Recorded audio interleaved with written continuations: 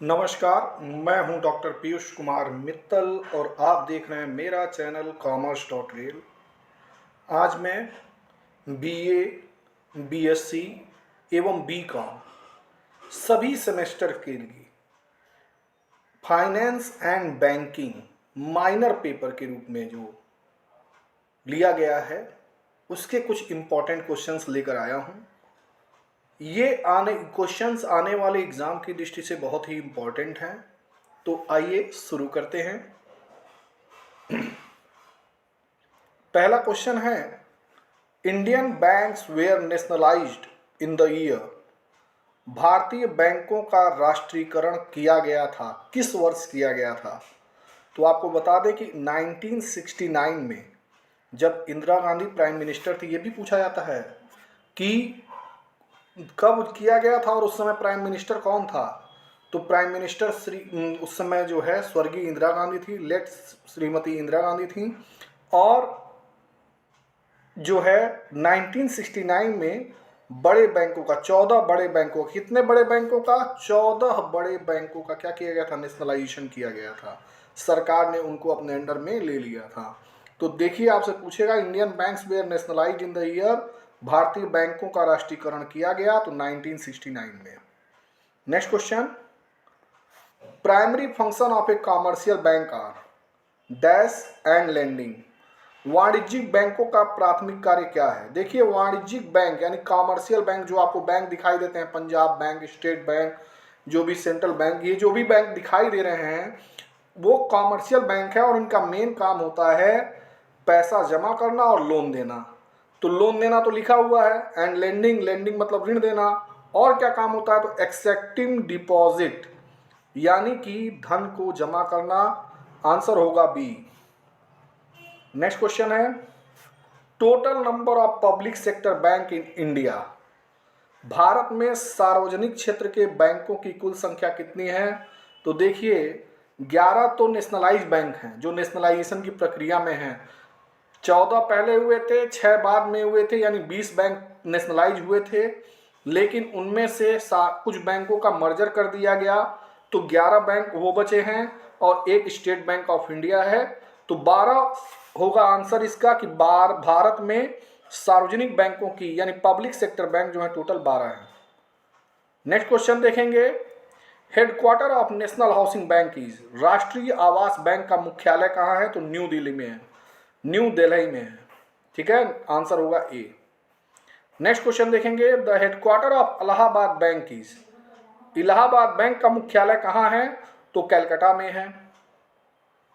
Next question देखेंगे, the term drawer, drawee and payee are associated with. अदाकर्ता और आदाता, ड्रावर, ड्रावी और पेई। ठीक है, ड्रावर को बोलते हैं आहर्ता, आदाकर्ता लिखा है आहर्ता, ड्रावी मतलब आहारी, और आदाता, तीनों शब्द किससे संबंधित हैं? इंग्लिश में देखिए, ड्रावर, ड्रावी एंड पेई। तो आपको बता दें, ड्रावर, ड्रावी और पेई तीनों चेक से रिलेटेड हैं। ठीक है, एक ड्रावर होता है जो व्यक्ति चेक काटता है वो ड्रावर होता है, जिस पर लिखता है यानी बैंक पर लिखता है वो ड्रावी होता है, और जिसको उसका पेमेंट दिया जाता है, मान लीजिए हमने चेक काटा किसी व्यक्ति के लिए कि इनको पेमेंट दिया जाए, तो जिस व्यक्ति के लिए मैं लिख रहा हूं चेक पे वो व्यक्ति पेई हो गया। क्लियर है? तो आंसर हो गया 6 का ए। नेक्स्ट क्वेश्चन है कि RBI was nationalised in the. RBI का राष्ट्रीयकरण कब हुआ? तो 1949 में आरबीआई का क्या हो गया? राष्ट्रीयकरण हो गया, नेशनलाइजेशन हो गया। आंसर होगा इसका बी। नेक्स्ट क्वेश्चन देखेंगे, drawee of a cheque is always. एक चेक का ड्रॉवी कौन होता है? किस पर हमेशा चेक लिखा जाता है? तो बैंक पर लिखा जाता है। किस पर लिखा जाता है? बैंक पर। आंसर होगा डी। नेक्स्ट क्वेश्चन है, in India dash books are nationalise in the year banks are nationalise in the year 1969। तो कितने बड़े बैंकों का राष्ट्रीयकरण किया गया था 1969 में? 1969 में भारत में डैश बैंकों का राष्ट्रीयकरण किया गया 1969 में। कितने बड़े बैंकों का? 14 बड़े बैंकों का। कितने बड़े बैंकों का? 14। नेक्स्ट क्वेश्चन है, second nationalisation of commercial bank was in the year. वाणिज्यिक बैंकों का दूसरा राष्ट्रीयकरण कब हुआ? वो भी 1980 में हुआ और उस समय भी प्राइम मिनिस्टर इंदिरा गांधी थी। ठीक है, हमारी प्राइम मिनिस्टर कौन थी उस समय? इंदिरा गांधी थी। आंसर होगा बी। ठीक है, नेक्स्ट क्वेश्चन देखेंगे।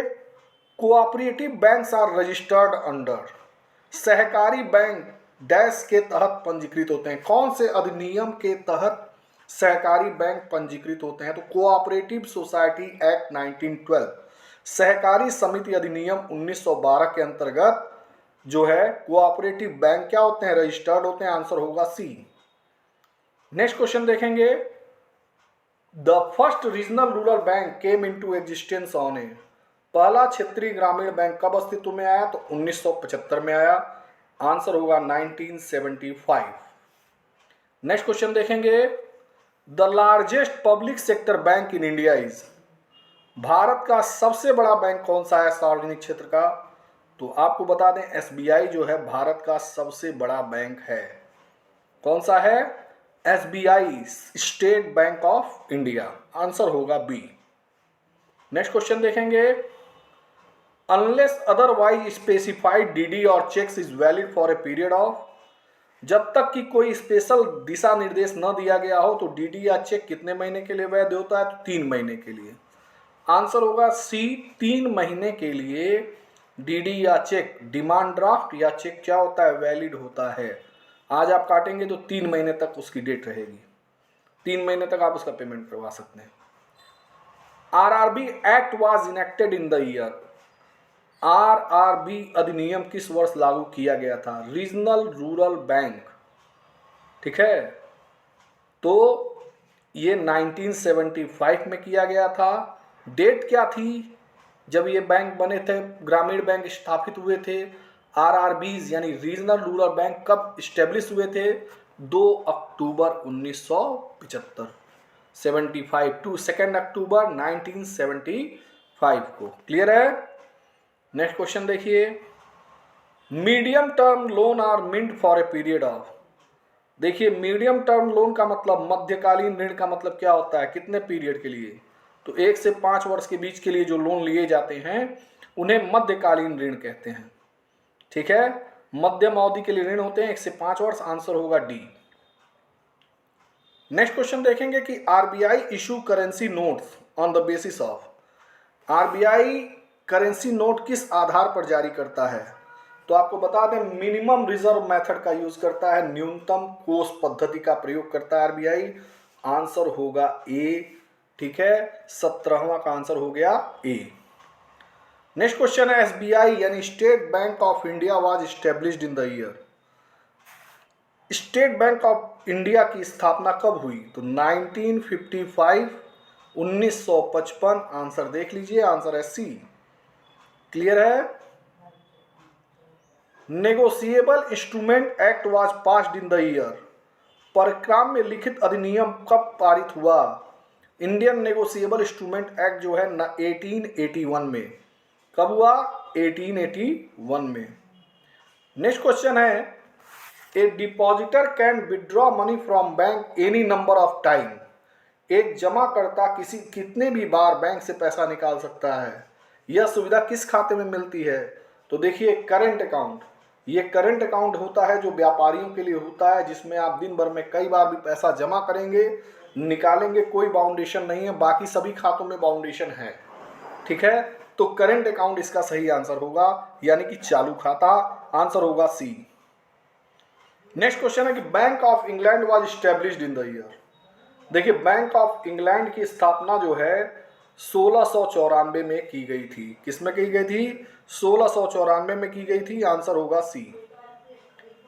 नेक्स्ट क्वेश्चन है primary relationship between banker and customer is that of, bank और ग्राहक के बीच सबसे मुख्य संबंध क्या होता है?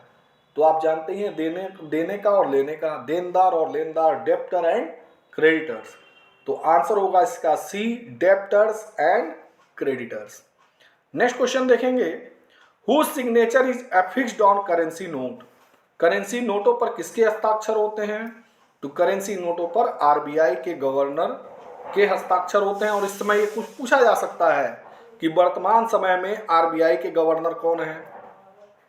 तो आप बताएंगे शक्तिकांत दास। शक्तिकांत दास, है ना। नेक्स्ट क्वेश्चन देखिए, a post dated cheque is one which bears, ठीक है, एक पोस्ट डेटेड चेक क्या होता है, तो कहता है कि जिस पर भविष्य की तारीख लिखी हो, जिस पर भविष्य की डेट पड़ी हो, फ्यूचर की डेट पड़ी हो, वो पोस्ट डेटेड चेक होता है। आंसर होगा बी। नेक्स्ट क्वेश्चन है, the regulator of Indian money market is, भारतीय मुद्रा बाजार का नियामक यानी रेगुलेटर, रेगुलेट करने वाला, कंट्रोल करने वाला कौन है, तो सबसे बड़ा बैंक हमारा क्या है, आरबीआई जो है भारतीय मुद्रा बाजार का नियामक है यानी रेगुलेटर है। आंसर होगा सी। नेक्स्ट क्वेश्चन है, which of the following are not method of credit control, निम्नलिखित में से कौन सा नियंत्रण का तरीका नहीं है, बैंक क्रेडिट लिखा है, रेशनिंग क्रेडिट लिखा है, इशू ऑफ नोट लिखा है, डायरेक्ट एक्शन, बैंक दर, राशनिंग, नोट जारी करना और सीधी कार्रवाई। देखिए बैंक रेट, राशनिंग और डायरेक्ट सीधी कार्रवाई, डायरेक्ट एक्शन, ये तीनों जो है क्रेडिट कंट्रोल के तरीके हैं। बस इशू ऑफ नोट्स यानी नोट को जारी करना ये क्रेडिट कंट्रोल का तरीका नहीं है। आंसर होगा C. Next question, the banker will refuse payment against, banker भुगतान करने से इंकार कर देगा कब, पोस्ट डेटेड चेक का, मल्टीलेटेड चेक का, इनसफिशिएंट फंड में होने पर। मान लीजिए पोस्ट डेटेड चेक जिस पर जो है भविष्य की तारीख पड़ी हो या इनसफिशिएंट फंड हो, आपके पास, आपके खाते में पैसा ही ना हो, ये सभी कारण होते हैं, ठीक है, या कटा फटा चेक हो, तो ये सभी कारण होते हैं कि आपको जो है वो मना कर देगा बैंक कि आपको पेमेंट हम नहीं दे पाएंगे। आंसर होगा डी, ठीक है। सिबिल स्टैंड्स फॉर, सिबिल का फुल फॉर्म क्या होता है, तो credit information bureau India limited, credit information bureau India limited. Next question देखेंगे, overdraft facilities allowed to reputed customers on, overdraft facility किन प्रकार के ग्राहकों को दी जाती है बैंक द्वारा, सबको नहीं देते हैं ओवरड्राफ्ट की फैसिलिटी, बस वे ही कस्टमर जिनके बैंक में करेंट अकाउंट हो, जिनके बैंक में करंट अकाउंट हो। या क्वेश्चन आपसे इस तरह भी पूछा जा सकता है कि ओवरड्राफ्ट की फैसिलिटी किस खाते पर दी जाती है, तो करंट अकाउंट पर यानी चालू खाते पर दी जाती है। आंसर होगा बी। नेक्स्ट क्वेश्चन है, crossing of a cheque can be done by, cheque की क्रॉसिंग कौन कर सकता है, ड्रावर भी कर सकता है, बैंक भी कर सकता है, एनी होल्डर, उसका चेक को रखने वाला भी कर सकता है। ऑल ऑफ दीज आंसर हो जाएगा इसका D. Next question, RBI is an example of, RBI कैसी कंपनी है, तो आरबीआई चार्टर्ड कंपनी है, स्टैट्यूटरी कंपनी है, रजिस्टर्ड कंपनी है, अनलिमिटेड कंपनी है। हिंदी में देखें तो आरबीआई क्या चार्टर्ड कंपनी है, वैधानिक कंपनी है, पंजीकृत कंपनी है या असीमित कंपनी है, तो आपको बता दें आरबीआई जो है एक स्टैट्यूटरी यानी वैधानिक कंपनी है, कंफ्यूज नहीं होंगे, ठीक है, वैधानिक कंपनी है। Bank draft is drawn by, bank draft किसके द्वारा लिखा जाता है, निकाला जाता है, तो बैंक के द्वारा लिखा जाता है। आंसर होगा बी, 13 का आंसर होगा बी, ठीक है। नेक्स्ट क्वेश्चन है, 1 rupee note is issued by, तो देखिए 1 रुपए के नोट पर कौन इशू करता है और किसके सिग्नेचर होते हैं, वित्त मंत्रालय के अधिकारी के, ठीक है, मिनिस्ट्री ऑफ फाइनेंस। आंसर होगा सी। देखिए जो वही क्वेश्चन बताए जा रहे हैं वो सारे के सारे क्वेश्चन आपके आने वाले एग्जाम की दृष्टि से बहुत इंपॉर्टेंट हैं, ठीक है, इनको सभी को आप खूब ध्यान से देखते रहें और 2-3 बार वीडियो देख लें ताकि आपको ये सारे क्वेश्चन याद हो जाएं। विच of the followings is subsidiary function of A bank, देखिए बैंक का कौन सा सब्सिडियरी फंक्शन है, एक्सेप्टिंग डिपॉजिट, ये तो मुख्य काम है, लोगों से पैसा जमा कराना, ग्रांट क्रेडिट उधार देना, ये भी मुख्य कार्य है, सेफ कस्टोडियल सर्विसेज, ये भी है कि अपने पास जो है जो सामान रखे वो सुरक्षित रखे, ये भी मेन काम में आ गया। अब तो क्या काम सेकेंडरी है, बैंकिंग सर्विसेज, पैसा का ट्रांसफ़र करना, चेक की सुविधा देना, ये सब सेकेंडरी में आता है, तो आंसर होगा डी, ठीक है, बैंकिंग सर्विसेज सेकेंडरी में आती हैं। नेक्स्ट क्वेश्चन है, credit card system was firstly developed in, credit card प्रणाली सबसे पहले किस देश में विकसित की गई, तो आपको बता दें बैंक ऑफ अमेरिका में एक सिस्टम क्या किया गया था, विकसित किया गया था क्रेडिट कार्ड का सिस्टम। नेक्स्ट क्वेश्चन है बहुत इंपॉर्टेंट, एक्जिम बैंक की स्थापना किस वर्ष में हुई थी?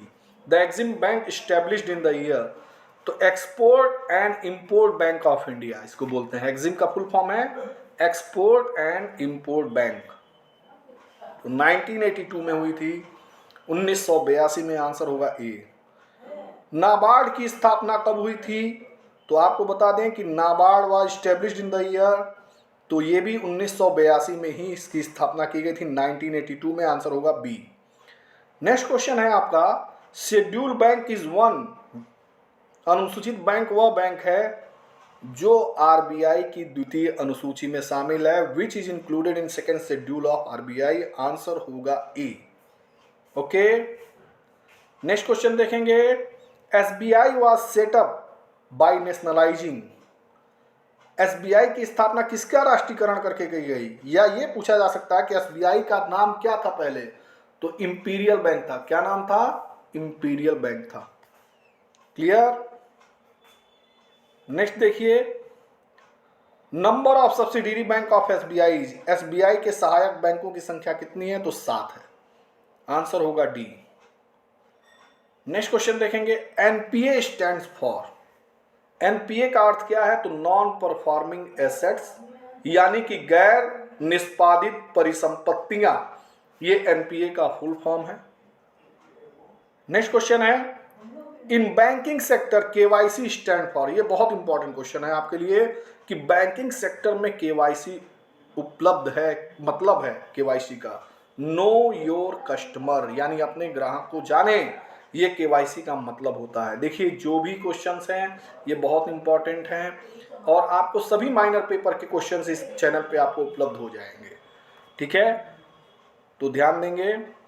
नेक्स्ट क्वेश्चन देखेंगे, 43 number, commissions recommended for formation of RBI, RBI के लिए कौन सा आयोग बैठाया गया था, कौन सा आयोग गठित किया गया था? हिल्टन यंग कमीशन, आंसर होगा सी, 43 का सी। नेक्स्ट क्वेश्चन है कि बैंकिंग रेगुलेशन एक्ट कब पास किया गया था? बैंकिंग विनियमन अधिनियम किस वर्ष पारित किया गया था? तो 1949 में बैंकिंग रेगुलेशन एक्ट पास किया गया था, ठीक है। नेक्स्ट क्वेश्चन देखेंगे, आंसर होगा सी। नेक्स्ट क्वेश्चन देखेंगे, the first development bank in India is, Bharat का पहला विकास बैंक कौन सा था? तो industrial finance corporation of India, यानी आईएफसीआई पहला विकास बैंक था। नेक्स्ट क्वेश्चन देखा जाए, ICI was established in the year, ICI industrial credit investment corporation of India, ठीक है, industrial credit investment corporation of India जो है वो बना था 1955 में, आईसीआईसीआई की स्थापना हुई थी 1955 में। The apex financial institution in India is, Bharat में सर्वोच्च वित्तीय संस्था कौन सी है? आरबीआई है। आरबीआई सभी बैंकों का बैंक है। नेक्स्ट देखेंगे, आंसर होगा इसमें डी। एटीएम स्टैंड्स फॉर, ये देखिए बहुत important question, automated teller machine, ATM का मतलब है ऑटोमेटेड टेलर मशीन, ठीक है, तो ये आपका आंसर सही होगा 48 का सी। नेक्स्ट क्वेश्चन है कि हेडक्वार्टर ऑफ आरबीआई, आरबीआई का मुख्यालय कहाँ है? तो मुंबई में है। आपको बता दें आरबीआई का मुख्यालय कहाँ है? मुंबई में है, ठीक है। और लास्ट क्वेश्चन हमारा 50वां क्वेश्चन है कि हेडक्वार्टर ऑफ नाबार्ड इज, तो देखिए नाबार्ड का जो हेडक्वार्टर है वो भी मुंबई में है, आंसर होगा बी। ये थे आपके 50 इंपॉर्टेंट क्वेश्चंस जो फाइनेंस एंड बैंकिंग के पेपर में आ सकते हैं। वीडियो पसंद आए तो वीडियो को लाइक करें और चैनल को सब्सक्राइब करें। धन्यवाद।